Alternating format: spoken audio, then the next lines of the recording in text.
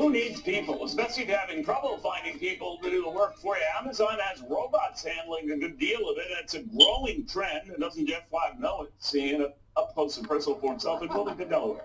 Jeff, what's going on? People who need people. Remember that one? Yeah, where are the people? Sorry about that. I apologize.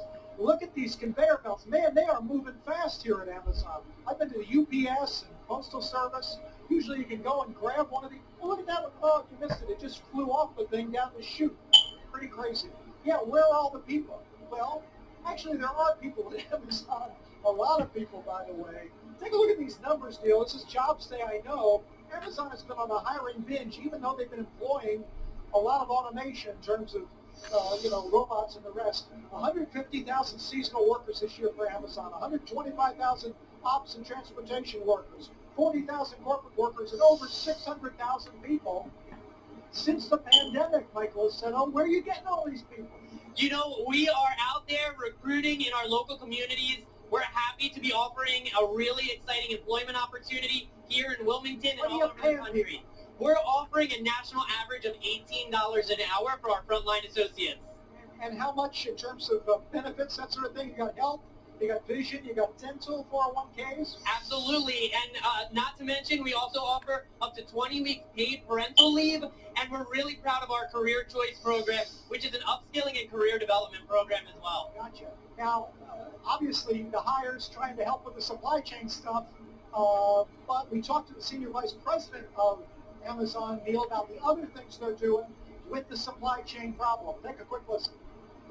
We're buying earlier this year to make sure we can get through some of the disruptions that we were anticipating. We've increased our number of points of entry by over 50% for the number of ports that we're using. We've doubled the amount of container capacity. We're really investing a lot to make sure we can get all the inventory and all the presence through the pipe. They're going through the pipes right now, Neil. I leave you with a picture of a very fast conveyor belt. Just a matter of time, buddy, before you and I were replaced by machines. But enjoy it while we have it, I guess, is the idea. Jeff Flock, following all of that. By the way, it's even gone on to college campuses right now where, the kids order pizza or food delivery and all that. It's a robot bringing it to them. Take a look at what happened at Purdue University. Hey, right on time. Here's your delivery, President Daniel. So this is Chateaubriand in Bake, Alaska, right? Good service. Thank you very much. Come again. Boiler up.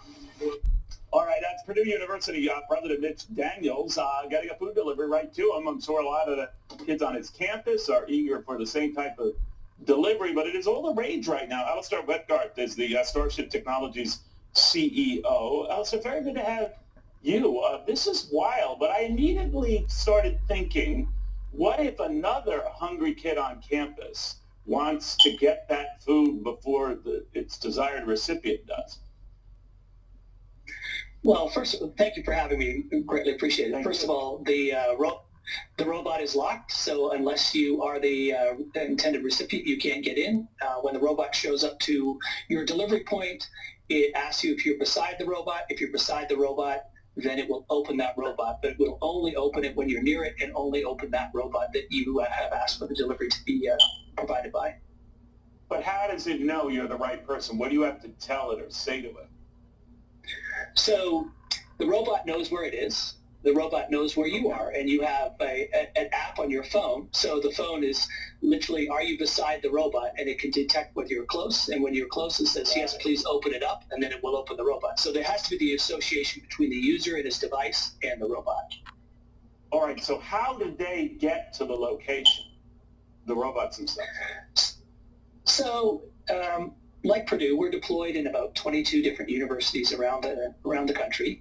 And in each one of those cases, there's a fleet of robots. Some are large, some are small. And the student opens their app and says, I want a pizza, I want a burger, I want a burrito, and I want it delivered to my dorm or this PIN location that I dropped. And at that point, the system sends the order to the merchant. The merchant prepares it, and the robot shows up about a minute before it's ready to go. They walk outside, pick a robot, open it up, load it, and then the robot goes to where the student selected the PIN. That is so wild. Alistair, what's the on-time performance of these machines versus, let's say, human beings? So we provide an ETA when you place an order. So on a campus, you're going to get an order in 15 minutes to half an hour. That includes the fulfillment time of the merchant. So the drive time is probably 10, 15 minutes, worst case. That's wild. And the orders, I understand, are accurate to the T. Alistair Wetgard, thank you very much. Starship Technologies CEO. It's amazing what they'll come up with today, right? Speaking of amazing what they'll come up with today, a pill to deal with COVID. And if we're to believe a lot of the stuff we're getting out of Pfizer right now, this is a game changer worldwide. The CEO of Pfizer after this. All I ever wanted.